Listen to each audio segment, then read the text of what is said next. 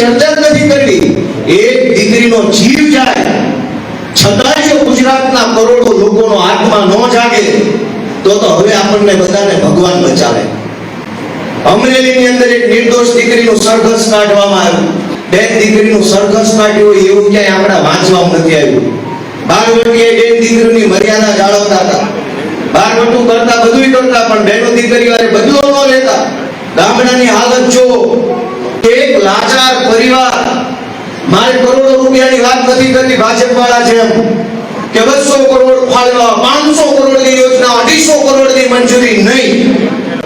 ગામડાનો એક ગરીબ નાનો માણસ આખો દિવસ મજૂરી કરે, મજૂરી કર્યા પછી પેટનો ખાડો પૂરવા માટે સરકારી સસ્તા અનાજની દુકાન ઉપર આધાર રાખે.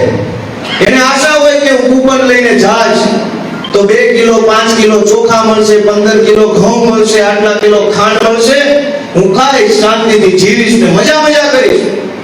પણ ગુજરાતની સરકાર કેવાયસી કરો, ઈ કેવાયસી કરો, કૂપનમાં વહુનું નામ નથી, દીકરાનું નામ નથી, ભાભાનો અંગૂઠો નથી આવતો.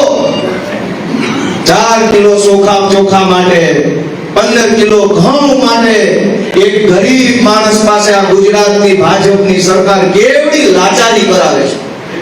અને બુટલેગરો, જમીન માફિયાઓ, રેતી માફિયાઓ, કોન્ટ્રાક્ટ માફિયાઓ, ટેન્ડર માફિયાઓ, દવા માફિયાઓ અબજો રૂપિયાનું કૌભાંડ કરી નાખે. આપણા કોઈના પેટનું પાણી નથી હોતું. અને ગામડાના મજૂર માણસને 2 કિલો ઘઉં જોતા હોય તો અંગૂઠો આપવાનો, હાથનો ફોટો આપવાનો, પાસપોર્ટ સાઈઝનો ફોટો આપવાનો, અને બધું આપ્યા પછી 4 કિલો ચોખા મળશે કે નહીં મળે એની કોઈ જવાબદારી નથી. છતાંય આપણો આત્મા નથી જાગતો કે આ કઈ હદનું ખોટું થઈ રહ્યું છે. આ તમારો બ્રિજ બનાવ્યો કેશોદની અંદર, કરોડો રૂપિયા ખવાઈ ગયા તો કોઈને વાંધો નથી.